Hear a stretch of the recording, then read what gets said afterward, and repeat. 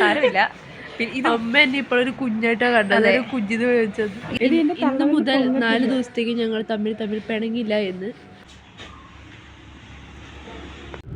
ഞങ്ങളങ്ങനെ ഇറങ്ങിയിരിക്കുകയാണ് എക്സാമിന് പോകാൻ വേണ്ടി. എൻ്റെ ആദ്യത്തെ ഫ്ലൈറ്റ് എക്സ്പീരിയൻസാ. പപ്പയും അമ്മ എന്നെ കൊണ്ടുവിടാൻ വന്നുകൊണ്ടിരിക്കുക. നേരം വൈകി ഇറങ്ങിയേക്കണേ, 10 മണിക്ക് കയറണം, 12:30 വരെ സമയമുണ്ട്. പക്ഷെ ഇവിടെ നിന്ന് ഞങ്ങൾ ഇറങ്ങിയപ്പോൾ ഏകദേശം 9 മണി ആയിരിക്കുക. നിങ്ങളെല്ലാവരും എനിക്ക് വേണ്ടി പ്രാർത്ഥിക്കണം.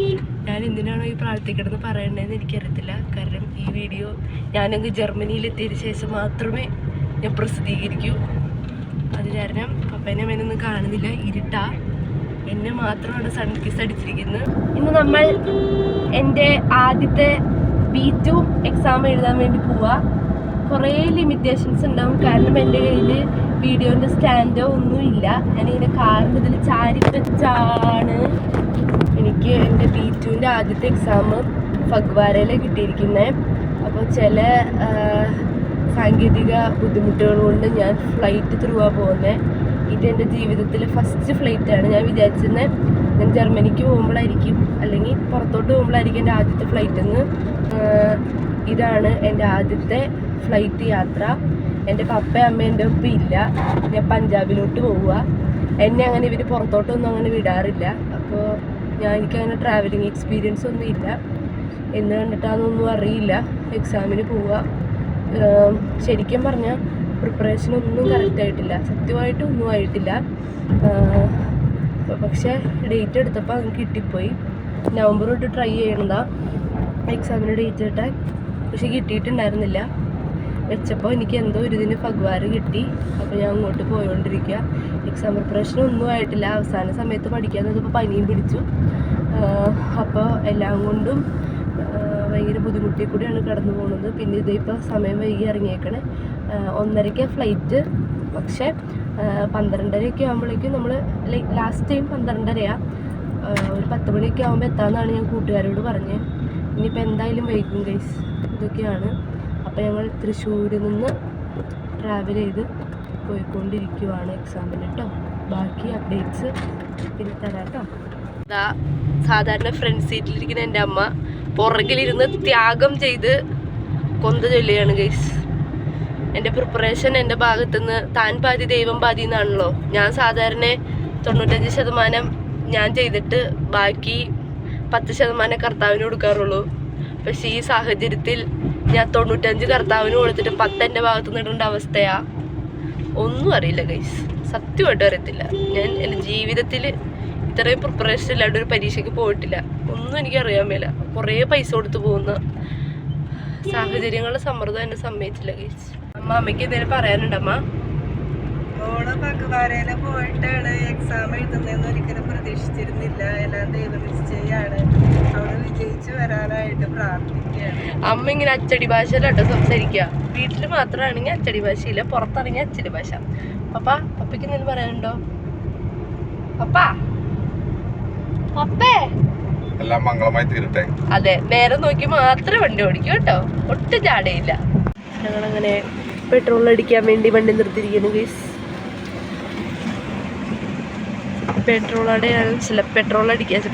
ഡീസൽ അടിക്കാൻ വേണ്ടി ഇറങ്ങിയിരിക്കുകയാണ് ഗൈസ്. ഞാൻ ഫ്ലൈറ്റ് കയറേണ്ട സമയം ആഗതമായിരിക്കുക. ഞങ്ങളിവിടെ വണ്ടി നിർത്തിയിട്ട് സാധനങ്ങൾ അങ്ങോട്ടും ഇങ്ങോട്ടും എക്സ്ചേഞ്ച് ചെയ്യാനുണ്ട്. അപ്പം അതിന് വേണ്ടി നിർത്തിയേക്കുക കേട്ടോ. ഇന്ന് വയ്യണ്ടേ ഗൈസ്, ഞാൻ വേർത്ത് കുളിച്ചു, പനിയാ. എൻ്റെ ഒപ്പം ഉള്ള ഒരു കൂട്ടുകാരി വരാൻ ലേറ്റായി, അവൾക്ക് വേണ്ടി വെയിറ്റ് ചെയ്യുക. പിന്നെ പുറകിൽ നിങ്ങൾ നോക്കി, പുറകിലോട്ട് നിങ്ങൾക്ക് കാണാൻ പറ്റത്തില്ലല്ലോ അല്ലേ. പുറകിലൊരു വെള്ളക്കാറ് കിടക്കുന്നത് നിങ്ങൾ കാണുന്നുണ്ടോ? അത് എൻ്റെ ഒപ്പം വരുന്ന കുട്ടിയുടെ കാറാ. അങ്ങനെ ഞങ്ങൾ അകത്ത് കയറിയിട്ടോ. കൊച്ചി എയർപോർട്ടിൽ നിന്നാണ് പോകുന്നത്. ആദ്യമായിട്ട് പോകുന്നതിൻ്റെ നല്ല പേടിയൊക്കെ ഉണ്ട്. പിന്നെ അഭിനയിച്ച് അങ്ങ് നിൽക്കുക തന്നെ. ആദ്യമായിട്ടാണ് ഞങ്ങളിങ്ങനെ 3 പേരും പാരൻസ് ഒന്നും ഇല്ലാണ്ടാണ് പോകുന്നത്. അപ്പോൾ അതിൻ്റെ കൺഫ്യൂഷൻസൊക്കെ കുറേ ഉണ്ട്. അവിടെ ഇവിടെയൊക്കെ നോക്കി എന്താണ് സംഭവിക്കണേ എന്നുള്ളത് വിലയിരുത്തുന്നത് കാണുന്നത്. വെളിവില്ലാത്ത ഞാൻ ഇവിടെ കഷ്ടപ്പെട്ട് ഏതൊക്കെയോ ഇതിൽ കയറുക കേട്ടോ. ഒന്നും അറിയാൻ മേല. ഇപ്പം അവിടെ ചെക്ക് ഇൻ ചെയ്തു. ഇത് ഞാൻ ജാനുവരിയിലെടുത്ത വ്ളോഗാട്ടോ. പിന്നെ എനിക്ക് ആൾക്കാരെയൊക്കെ കാണുമ്പോഴേ ഞാനങ്ങ് ഇൻവെർട്ടർ ആവുക. അപ്പോൾ അതേ അങ്ങനെ ഫ്ലൈറ്റൊക്കെ ഇങ്ങനെ ഓടുന്നതൊക്കെ നോക്കിക്കൊണ്ടിരിക്കുകയായിരുന്നു. ഹലോ ഗൈസ്, വെറുതെ ജർമ്മനിയിലെത്താം. അതെ അതെ അതെ അതെ, തെണ്ടി തിരിഞ്ഞ് നടക്കുക കേട്ടോ. വലിയ രീതിക്ക് വില നോക്കിയതാ, കണ്ണ് തള്ളിയോണ്ട് നിർത്തി. അലീനയ്ക്ക് എന്തൊക്കെയോ വാങ്ങണമെന്ന് പറഞ്ഞിട്ട് അവൾ നോക്കുന്നുണ്ട്. അപ്പം ഞാൻ ചുറ്റിനും ഇവിടുത്തെ സെറ്റപ്പൊക്കെ നോക്കിയാണ്. ലാസ്റ്റ് അവളൊരു ബോട്ടിൽ വാങ്ങി കേട്ടോ. ഒരു കുപ്പി പൊട്ടിക്കറിയാത്ത ഞങ്ങൾ എങ്ങനെ ഭഗവാൻ വരെ പോകും?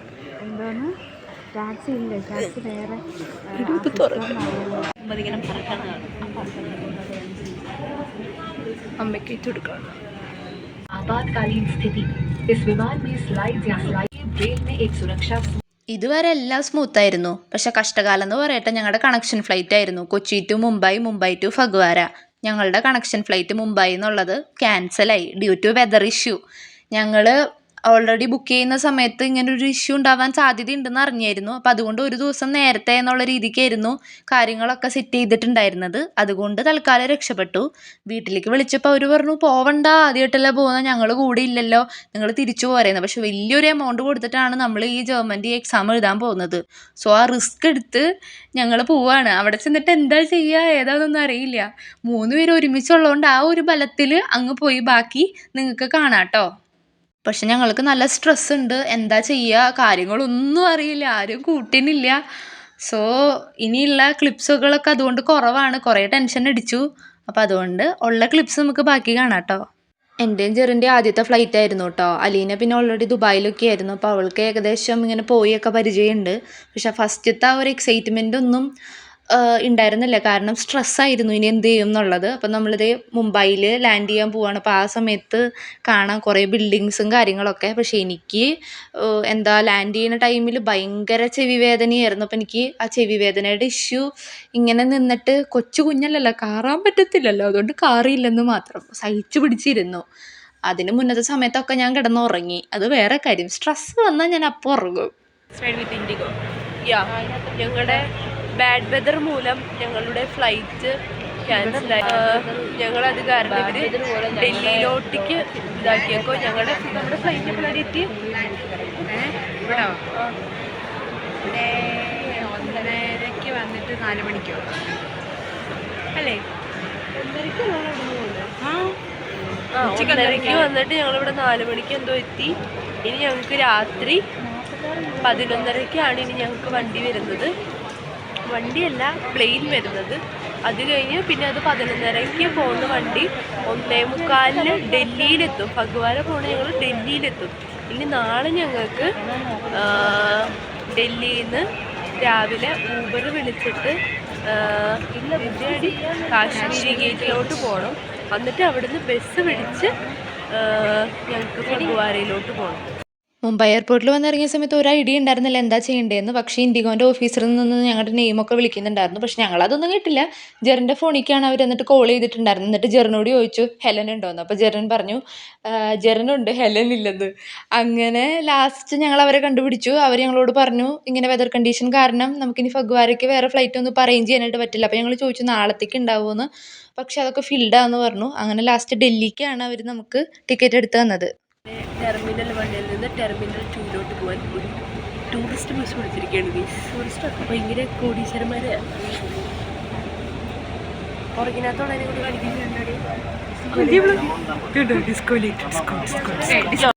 ഇല്ല, അവരൊന്നും ചെയ്തില്ല. നമ്മൾ തന്നെ ഇതുവെല്ലാം ബുക്ക് ചെയ്ത് പോകണം. കാരണം ഇന്ന് രാത്രി ആണെങ്കിലായിരുന്നല്ലോ അവർക്ക് ചെയ്യാൻ പറ്റത്തുള്ളൂ.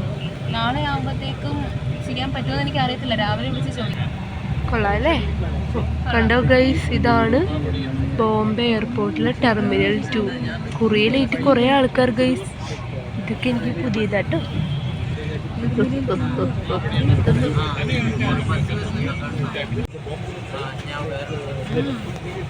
ഗൈസ്, ഇതാണ് ഹെലൻ മരിയ കുര്യാച്ചൻ, ഇതാണ് ജെറി തോമസ്, ഇതാണ് ഞങ്ങൾ ടെർമിനൽ 1 എന്ന് പറഞ്ഞത്. ടെർമിനൽ നമ്പർ 2-ലേക്ക് നമുക്ക് അവിടെ നിന്ന് ഇങ്ങോട്ട് വരാൻ പറ്റുന്ന വണ്ടിയാണ്. ഇത് നമുക്കിപ്പോൾ ഫ്രീ ആണ് ഗൈസ്. ഇതാണ് ഗൈസ് മുംബൈ എയർപോർട്ട്. എന്നാ വലിയ എയർപോർട്ടാന്ന് നോക്കി കണ്ടോ. മുംബൈ എയർപോർട്ട് ഭയങ്കര വലുതായിരുന്നു കേട്ടോ. ഞങ്ങൾ കൊച്ചി എയർപോർട്ടിൻ്റെ ആ ഒരു ഇമേജൊക്കെ മനസ്സിൽ വെച്ചിട്ടാണ് പോയിരുന്നത്. ശരിക്കും വലിയൊരു ഷോപ്പിംഗ് മോൾ പോലെയായിരുന്നു. പിന്നെ അവർ നമുക്ക് ഓൾറെഡി ഒരു ചെറിയൊരു മീല് KFCയിൽ അറേഞ്ച് ചെയ്തിട്ടുണ്ടായിരുന്നു. ഫ്ലൈറ്റൊക്കെ മിസ്ഡായി. ഞങ്ങൾ രാത്രി വരെ അവിടെ തന്നെ അല്ലായിരുന്നോ. പിന്നെ ഇത് ഇത്ര വലുതായതുകൊണ്ട് തന്നെ ഗേറ്റും കാര്യങ്ങളൊക്കെ കണ്ടുപിടിക്കാൻ ഞങ്ങൾ കുറച്ച് ചുറ്റി. അങ്ങനെ അവസാനം ഞങ്ങൾ ഫ്ലൈറ്റിൽ കയറി. ഞാൻ പിന്നെ ഒറ്റൊരു ഉറക്കമായിരുന്നു. എനിക്ക് ചെവി വേദനയുടെ പേടി കാരണം ഞാൻ വേഗം കിടന്നുറങ്ങി. ജെറിൻ ഉറങ്ങിയിട്ടേ ഇല്ല. അലീന ഉറങ്ങിയോന്ന് എനിക്കിപ്പോൾ ഓർമ്മയില്ല സത്യം പറഞ്ഞു കഴിഞ്ഞാൽ. അങ്ങനെയായിരുന്നു. ജെറിൻ ഉറങ്ങിയിട്ടില്ല എന്നാണ് ജെറി പറയുന്നത്. പക്ഷെ ഞാൻ നല്ല സൂപ്പറായിട്ട് കിടന്നുറങ്ങി. ഉറങ്ങിക്കഴിഞ്ഞാൽ ചെവി വേദനയിൽ നിന്ന് രക്ഷപ്പെടുമെന്ന് വിചാരിച്ച് എനിക്ക് തെറ്റിയിട്ടോ. ചെവി വേദന പിടിച്ചു. പിന്നെ ക്ലിപ്സ് ഒന്നും അങ്ങനെ എടുത്തില്ല. പിന്നെ ഞങ്ങൾ ഡൽഹി എയർപോർട്ടിൽ എത്തിയിട്ടുള്ള രംഗമാണ് കേട്ടോ.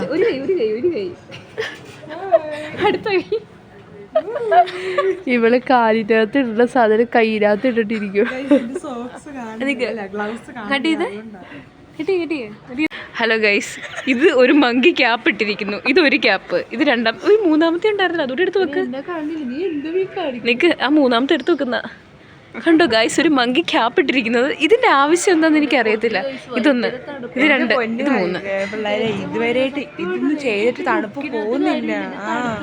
ഒന്നാമത് പനിയാ. പെട്ടെന്ന് എനിക്കൂടെ പനി പിടിക്കും കേട്ടോ. മങ്കി ക്യാപ്പ് ഇട്ടിരിക്കുന്നു. ഇവിടെ കുറെ വിരൽ, ഇവിടെ 3 വിരൽ,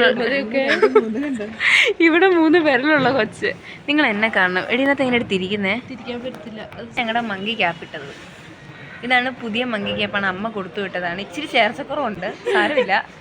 ഇത് അമ്മ എന്നെ ഇപ്പോഴൊരു കുഞ്ഞായിട്ടാണ് കണ്ടത്. കുഞ്ഞിത് മേടിച്ചത്. ഇത് അടുത്തത്, ഇത് സ്വന്തമായിട്ട് മേടിച്ച ക്യാപ്പ്. ഇതിന്റെ പുറകിൽ അടുത്തൊരു ക്യാപ്പ്. അത് കഴിച്ച് ഞാൻ ഓർഡർ ചെയ്തപ്പോൾ ഈ കളർ മാത്രമേ ഉണ്ടായിരുന്നുള്ളൂ. പിന്നെ നമുക്ക് ലക്ഷ്യമാണല്ലോ പ്രധാനം. അതുകൊണ്ട് ഇഷ്ടപ്പെട്ടിട്ടല്ല ബ്ലാക്ക് ഓർഡർ ചെയ്തത്. പക്ഷെ ലൈക്ക് ബ്ലാക്ക് ആയിരുന്നു വേണ്ടിയിരുന്നത്. പക്ഷെ ഇത് കൂട്ടല്ലേ നിങ്ങൾ പറയൂ ഗൈസ്. ഇത് കൂടെ നോക്കും. ഇത് സോ കൂട്ട്. ഇത് പൂച്ചത്തൂല് വെച്ചുണ്ടാക്കി എന്നെ എവിടെയോ പ്രതിഷ്ഠിച്ച പോലും. ഇതിനെ പിടിക്കാൻ തന്നെ ഒരു ഏക്കർ ഭാഗം വേണം. ഇനി അടുത്തതിൻ്റെ കാര്യം പറയാനാന്ന് വെച്ച് കഴിഞ്ഞാൽ ഇതിൻ്റെ മുഖം കൈവൊക്കെ കൊണ്ടുവരുന്നത്. ഇതിൻ്റെ മുഖം കൊണ്ട് നോക്കുവാണെങ്കിൽ ഇതിന് യാതൊരു പ്രശ്നമില്ല. കണ്ട ജാക്കറ്റ് ഒന്നും പ്രശ്നമില്ല. ആ കൈകളൊന്ന് ഓപ്പൺ ചെയ്യൂ. 2 കൈയും. അയ്യോ ഇങ്ങനെ അപ്പുറ കൈയും കൂടി. ഓക്കെ, ഇനി നിങ്ങൾ പറയണം അവർക്ക് എത്ര വിരലുകളുണ്ടെന്ന്.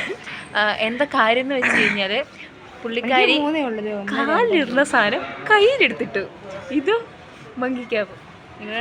എന്റെ ഗ്ലൗസ് കാണുന്നില്ല, അതുകൊണ്ട് കിട്ടിയ സാധനം എടുത്തിട്ടു. എനിക്ക് തണുത്തിട്ട് വയ്യ. സത്യം പറഞ്ഞ ഇവിടെ നല്ല തണുപ്പാണ്. കണ്ടോ, ഉറക്ക അഭിനയം. ഇത് ഉറക്ക അഭിനയം. ചിരിച്ചോണ്ട് ഉറങ്ങി. ഇത് പിന്നെ കണ്ണു തുറന്നു പിടിച്ചുറങ്ങും. ഞങ്ങള് ഉറങ്ങിയിട്ടില്ല, കാരണം ഫ്ലൈറ്റിലായിരുന്നല്ലോ. ഇപ്പം ഇവിടെ നമ്മളെ ആർക്കും അറിയില്ല. നമ്മൾ എങ്ങനെ നടന്നാലും ആരും അറിയാൻ പോണില്ല. മനുഷ്യരാണല്ലോ. ഇതെന്ത് ഞാൻ വല്ല ഏലിയനാണോ എന്ന് സംശയിക്കാനുള്ള സാധ്യത. പക്ഷെ എനിക്ക് ഇത് കണ്ടിട്ടാണ് പേടിയാവുന്നത്. മറ്റേ ഏതോ ഒരു മമ്മൂട്ടിയുടെ അല്ലല്ലോടി, ജയറാമിന്റെ സിനിമയ്ക്കകത്ത് അവനൊരു മറ്റേ തേങ്ങ മുറിക്കണ മെഷീൻ ഉണ്ടാക്കത്തില്ലേ, അതാന്ന് തോന്നുന്നു പോയത്. ഹായ് എടി, ഇത് മറ്റേ തംസപ്പ്. ഇത് ഞങ്ങൾ ടച്ച് ചെയ്യാൻ ഉപയോഗിക്കുന്ന കൈകളാണ്. അതുകൊണ്ടാണ് ഈ വെളുത്തി. ലിബയാ. നിന്റെ ലിബ എന്നെ ഇതിനകത്ത് വരാത്തെ. ജാമാക്കിന്റെ നടുക്ക് നീ എന്നെ മടക്കി വെക്ക്. സത്യോ ഇന്ന് മുതൽ മരണം വരെ എന്നൊക്കെ. ഇന്ന് മുതൽ 4 ദിവസത്തേക്ക് നമ്മൾ ഒന്നിച്ചായിരിക്കും. അല്ല ഇത് പിടിച്ചേ സത്യം ചെയ്യിപ്പിക്കാനാ. അല്ല, അവളെ കൂടെ കാണിക്കാം. അവളെ കൂടെ ഉള്ളതല്ലേ. ഈ മറ്റേ സത്യമാണെങ്കിൽ ഇല്ലേ, എന്ത് കുടുകുടുവാപ്പ കളിക്കാം. പിടി അല്ല, നീ മറ്റേ സത്യമാണെങ്കിൽ ഇവിടെ പറയണ്ട. നീ പറയാൻ പോണ സത്യം ഇവിടെ പറയേണ്ട ആവശ്യമില്ല.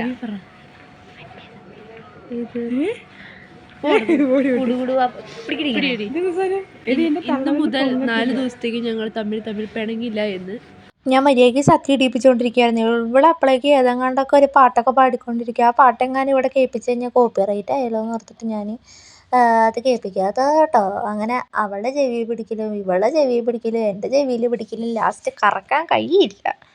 ലാസ്റ്റ് മടുത്തപ്പോൾ ഞങ്ങളങ്ങ് നിർത്തി. രാത്രി മുഴുവൻ ഞങ്ങൾ എയർപോർട്ടിലിരുന്നു. പിന്നെ രാവിലെ നേരം വെളുത്തപ്പോൾ ഊബർ വിളിച്ച് ഡൽഹിയിലെ ബസ് സ്റ്റാൻഡിൽ പോയി. അപ്പോൾ ആ ടൈമിൽ ഞങ്ങളെ ഹെൽപ്പ് ചെയ്തത് എൻ്റെ ഒരു കസിൻ സിസ്റ്റർ ഉണ്ടായിരുന്നു. പുള്ളിക്കാരിയായിരുന്നു എല്ലാം അറേഞ്ച് ചെയ്ത് ഈ ബസ്സിൻ്റെ കാര്യങ്ങളൊക്കെ ഒരു ഏജൻറ്റിൻ്റെ നമ്പറൊക്കെ തന്ന് സെറ്റ് ചെയ്തത്. അങ്ങനെ ബസ്സിലിരിക്കുകയാണ്. 5 മണിക്കൂറോളം യാത്രയുണ്ടായിരുന്നു. അങ്ങനെ ഞങ്ങൾ ഫൈനലി ഫഗ്വാരയിൽ എത്തിയിട്ടാ. ജെറിൻ്റെ സിസ്റ്റർ ആൻറ്റി ഞങ്ങൾക്ക് ഒരു കോൺവെൻറ്റ് അറേഞ്ച് ചെയ്ത് തന്നിട്ടുണ്ടായിരുന്നു. അത് കാരണം ഞങ്ങൾ അധികം ബുദ്ധിമുട്ടുകളും കാര്യങ്ങളൊന്നും അറിഞ്ഞില്ല. ഞങ്ങൾക്ക് ഹിന്ദി എന്ന് പറഞ്ഞ സാധനം അറിയേയില്ല. അങ്ങനെ അവിടെയായിരുന്നു ഞങ്ങൾക്കൊരു റൂമിൽ സ്റ്റേയും കാര്യങ്ങളൊക്കെ അവർ സെറ്റ് ചെയ്തിട്ടുണ്ടായിരുന്നു. അപ്പോൾ അവർ ഈ നിമിഷം നമുക്ക് മറക്കാനായിട്ട് പറ്റത്തില്ല. ഞങ്ങൾക്ക് ഫുഡൊക്കെ തന്ന് ഞങ്ങൾക്ക് വേണ്ടി പ്രാർത്ഥിച്ച് ഞങ്ങളുടെ എക്സാമിനും കാര്യങ്ങൾക്കൊക്കെ വിട്ടു. പഠിച്ചുകൊണ്ടിരിക്കണ എന്നെ ഒന്നാമത്തെ കാര്യം ഈ ബ്ലാങ്കറ്റിൻ്റെ ഈ ഒരു കനം കാരണം നമ്മളൊന്ന് വലിച്ചാൽ കിട്ടത്തില്ല. അപ്പോൾ ജെറിനോട് ഞാൻ പറയണേ നീ എന്നെ ഒന്ന് വലിച്ചു നോക്കടി കിട്ടുമോ എന്ന് നോക്കാൻ വേണ്ടിയിട്ട്. പക്ഷെ അവൾക്ക് എന്ത് ചെയ്ത് കഴിഞ്ഞാൽ അവളാണ് ഞങ്ങളുടെ ഉരുക്കുവനിത. പക്ഷെ അവൾക്ക് എന്നെ വലിച്ചിട്ട് കിട്ടണമെന്നില്ല. കിളിയൊക്കെ പോയി. ബുക്കൊക്കെ വെച്ച് എന്തൊക്കെയാണ്ടൊക്കെ വായിക്കുന്നുണ്ട്.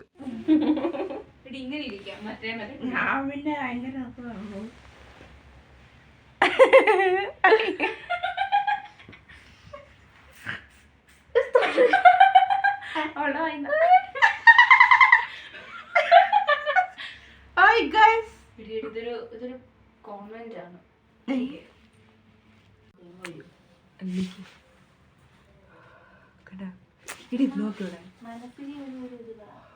വായിക്കൂടെ പുക പോണ കണ്ടിട്ട് അതാ അവൾ ഉദ്ദേശിച്ചത്.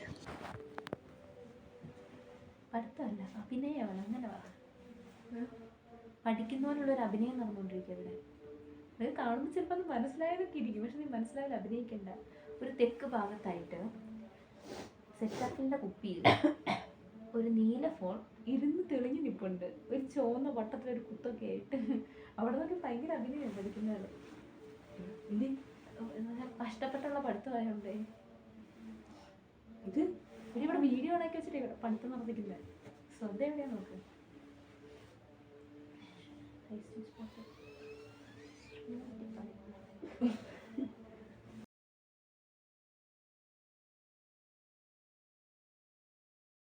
പിന്നെ അങ്ങോട്ട് ചിരിച്ച് കളിക്കാൻ തോന്നിയിട്ടില്ല. കാരണം പ്രഷൻ്റെ എക്സാം ഉണ്ട്. അപ്പോൾ അത് കാരണം ഭയങ്കര സീരിയസ് ആയിട്ട് പഠിക്കലായിരുന്നു. നെക്സ്റ്റ് ഡേ മോർണിംഗ് ഞങ്ങൾക്ക് എക്സാമിന് രാവിലെ നേരത്തെ റിപ്പോർട്ട് ചെയ്യണമായിരുന്നു. അപ്പോൾ രാവിലെ തന്നെ സിസ്റ്റർമാർ വണ്ടിയും കാര്യങ്ങളൊക്കെ അറേഞ്ച് ചെയ്ത് തന്നിട്ടുണ്ടായിരുന്നു. അപ്പോൾ അതൊക്കെ വെയിറ്റ് ചെയ്ത് നിൽക്കുകയാണ്. ടെൻഷനും കാര്യങ്ങളൊക്കെ ഉണ്ട്. പിന്നെ അതുപോലെ ഈ കോടയും ഇതൊക്കെ കണ്ടിട്ട് ഇങ്ങനെ നോക്കി നിൽക്കുകയാണ്.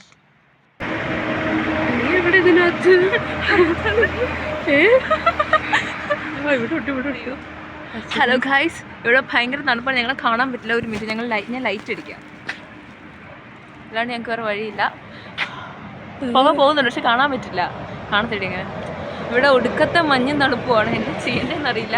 ഞാൻ രാവിലെ തണുത്ത് ഉടുപ്പൊക്കെ ഇട്ടാണ് ഇറങ്ങിയേക്കുന്നത്. ഐസിനകത്താണ് ഞാനിപ്പോൾ നടക്കുന്നവരെ. എന്നിട്ട് എനിക്ക് വലിയ പ്രശ്നമൊന്നും തോന്നുന്നില്ല. അവിടെ കാണുന്നില്ല. അങ്ങോട്ടോ. ഇതാണ് ഗൈസ് വേറൊരാൾ. അവളും തണുത്ത് മരച്ച് നിൽക്കുകയാണ്. സോറി ഗൈസ്, എനിക്ക് എക്സാമിൻ്റെ ദിവസത്തെ ക്ലിപ്സ് ഒന്നും പിന്നെ എടുക്കാനായിട്ട് പറ്റിയില്ല. ഫുള്ള് ടെൻഷനും അവിടുത്തെ ആ എക്സാമിൻ്റെ കാര്യത്തിൽ തിരക്കായിരുന്നു. തിരിച്ചു പോരാൻ വേണ്ടി അമൃത്സർ എയർപോർട്ടിൽ നിൽക്കും. 110 കണ്ടോ, ഇത് നമ്മുടെ അമൃത്സർ എയർപോർട്ടിന് പുറത്തുള്ള ഒരു കടയാണ്. ഇതിൻ്റെ പേരെന്താന്ന്? Food street. ഇതാണ് ഗൈസ് അമൃത്സർ എയർപോർട്ട്.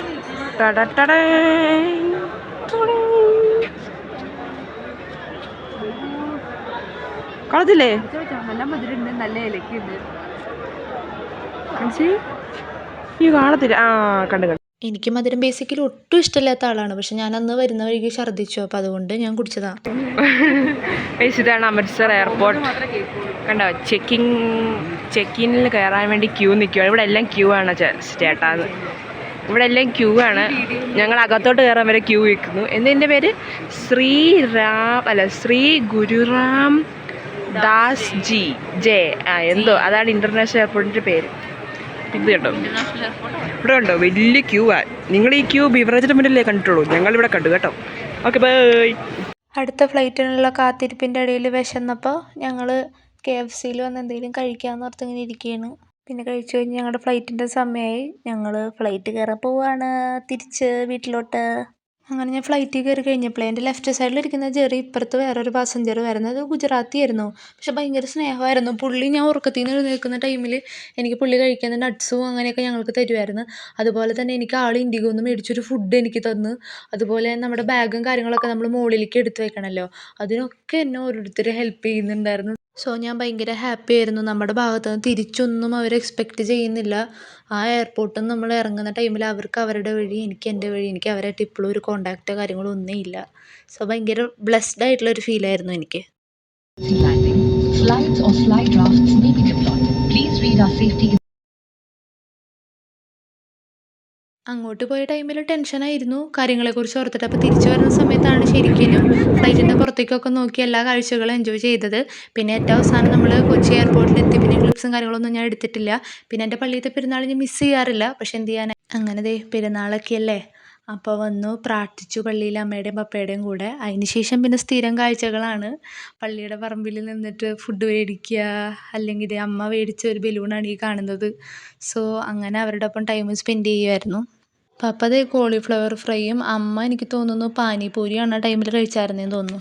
ഇതാണ് കേട്ടോ എൻ്റെ പപ്പ, കുരിയാച്ചൻ വിജയ്. അങ്ങനെ ഞങ്ങൾ പള്ളിയുടെ അവിടെ നിന്ന് അങ്ങോട്ടും ഇങ്ങോട്ടും കുശലമൊക്കെ പറഞ്ഞുകൊണ്ടിരിക്കുകയാണ്. പകുതി ഷോയാന്നൊക്കെ. അങ്ങനെ ഞങ്ങൾ സംസാരിച്ചു. എനിക്ക് ആണെങ്കിൽ ഫുഡൊന്നും കഴിക്കാൻ തോന്നുന്നുണ്ടായിരുന്നില്ല. അപ്പോൾ അത്രയൊക്കെ ഉള്ളൂ. ഇനി നമുക്കപ്പോൾ നെക്സ്റ്റ് വീഡിയോകളിലൊക്കെ കാണാം കേട്ടോ. അപ്പോൾ ബായ്.